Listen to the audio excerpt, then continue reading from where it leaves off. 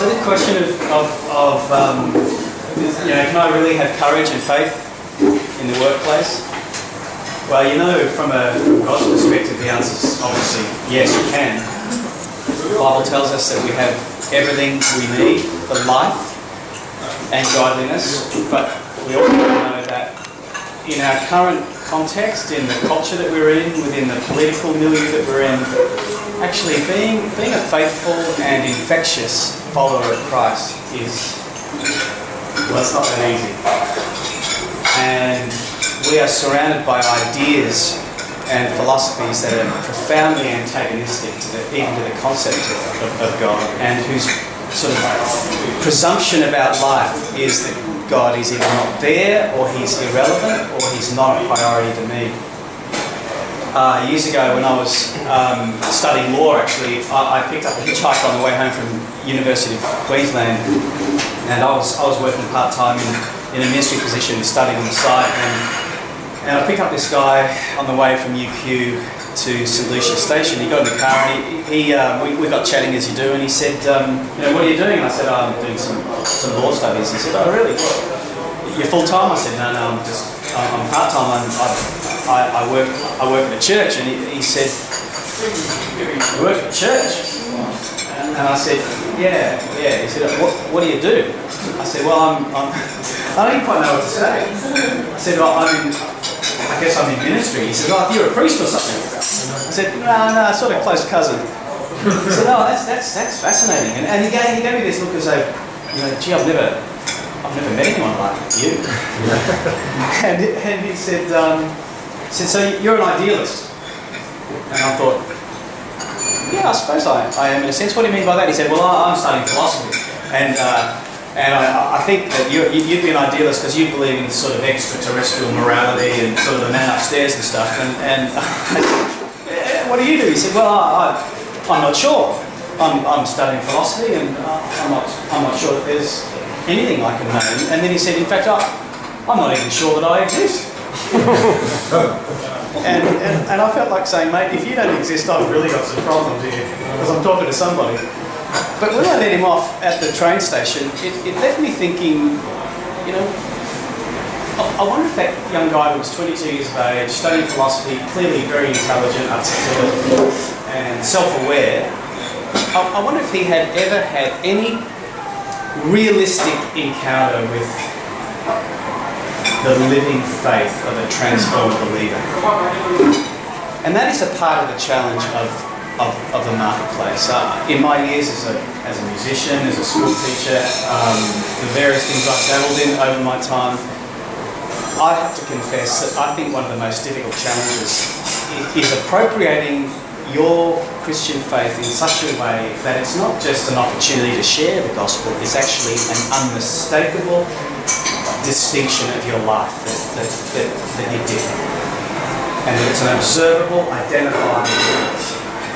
And when we look at that passage that we read out, I just want to share a few thoughts from that passage that hopefully will encourage you in the context of a culture that's antagonistic, because that's exactly what you find in that Bible passage. You know the story really well. In fact, I would guess that many of you, somewhere along the line, have either memorised or heard dozens of times one of the verses of Jeremiah 29. Which verse would that be? It's the verse that says, "For I know the plans I have for you, saith the Lord, plans for a good and not for evil, plans to give you a future and a hope." And one of the things that is so striking about so many passages in the scriptures is not that they're helpful or encouraging and that they can motivate us to be courageous and intentional. The context of that passage is an absolutely devastating context, and if you look at it a little more carefully, there would be every reason for these people to see their life as completely hopeless. It's an impossible challenge that we face here, and that's the background. And I want to make a few observations out of that passage just for you to take away this morning to think about as you go back to wherever it is you're working. For example, I don't know how much of the background you know, but this was a tested part of history when Israel had been invaded by Nebuchadnezzar. There'd been two sort of invasions, and the people had been dragged off into captivity. And in the midst of that, they came under the authority of one of the most relentless and cruel regimes in human history. So, you know, they'd seen their children killed, their babies dashed against the rocks, and you see that in a part of the Old Testament. They'd seen their wives and husbands, parents, their homes torn down and dragged off to Babylon. And yet so God sends them this letter through the prophet Jeremiah, and he wants these people to be faithful and to persevere in courage in the midst of this awful experience the nation had gone through. So he inspires Jeremiah with this letter to give to the people, to the exiles in Babylon. That's what it says in the early part of that text. This is the text of the letter that the prophet Jeremiah sent from Jerusalem to the surviving elders, because so many of them had been killed. Amongst the exiles and the priests, the prophets, and all the other people Nebuchadnezzar, now don't miss this, it says Nebuchadnezzar had carried into exile from Jerusalem to Babylon. So that's a historical reference to the context of this letter. But bear in mind that this letter contains one of the most famous passages in the Christian faith. A passage about hope. A passage about people living with an eternal perspective, living with a faith that goes beyond circumstance. So that's the context. Well, it wasn't a particularly helpful context. So he sends this letter. And this is what the letter says, verse 4. It's in your little reference there. This is what the Lord... So this is God speaking to the people living in an antagonistic context, oppressed and frightened. This is what the Lord Almighty, the God of Israel, says, notice this, to all of those I carried into exile. You could pause right there, because if you look back in that first section, it says that Nebuchadnezzar dragged these people across there, but in God's letter to them, he says, no, he didn't. I did. Nebuchadnezzar may have been the instrument, but I'm the one who carried you there. And it's more than that. It's not that I dragged you there or that I kicked you there or, kicking and screaming. The word that's used in the original language is the same word that is used when a parent carries their child. So it's profound and confronting. What God is saying to them is that I have taken you here.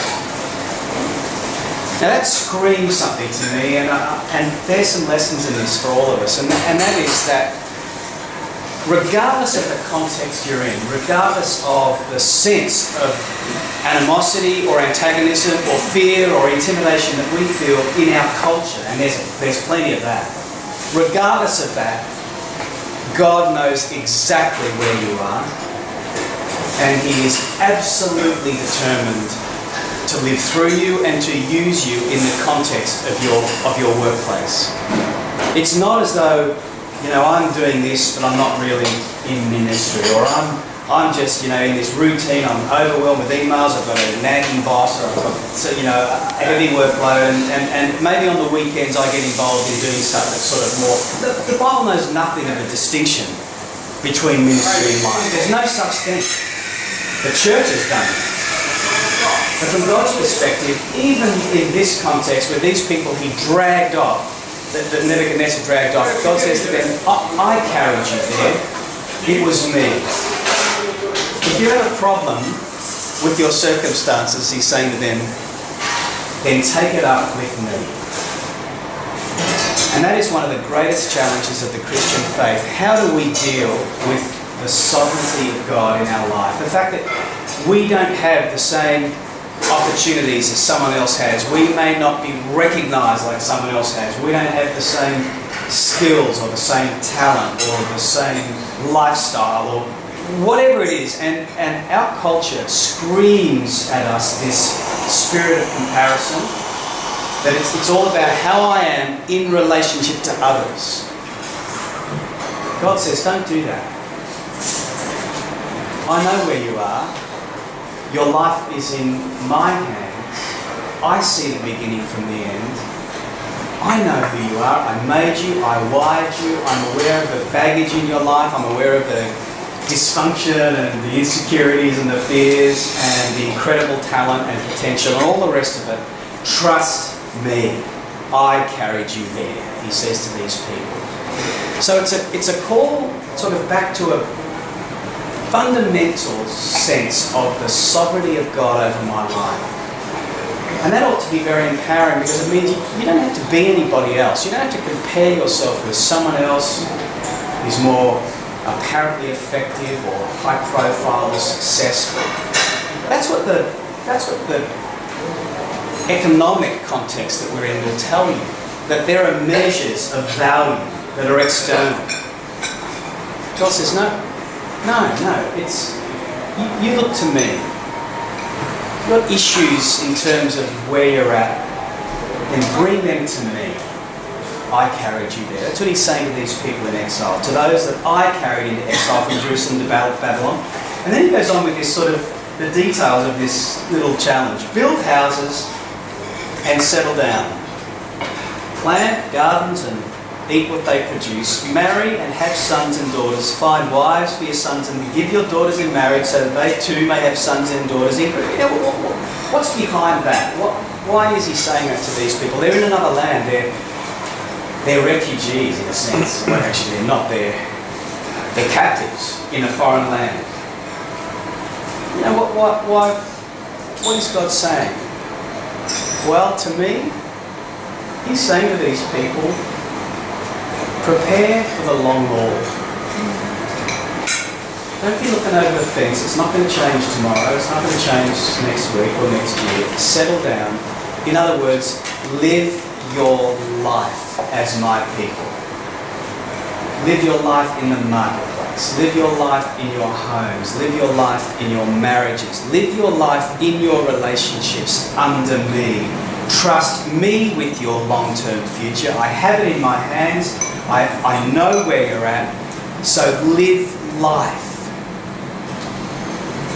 That's an incredibly important message. You know, these people in exile wrote a psalm, Psalm 137. When I was playing music in one of my little forays into indulgence, there was and this was back in the 1980s, a long time ago.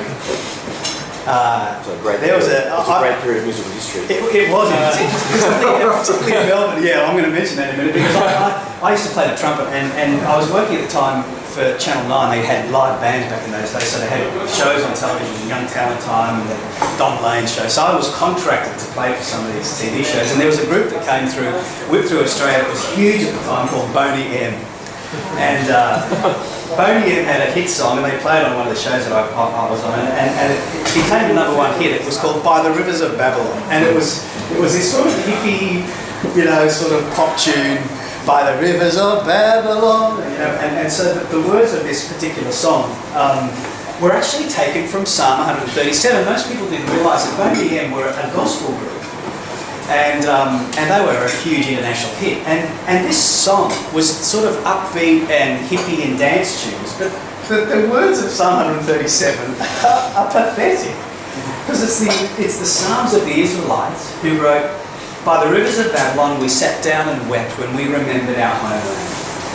There on the poplars we hung up our harps." Now, Nebuchadnezzar, as you might remember, took all of the gifted musicians and artists and architects and mathematicians as the first round of his, captives. So he wanted the best of the Israelites to help build Babylon and make it this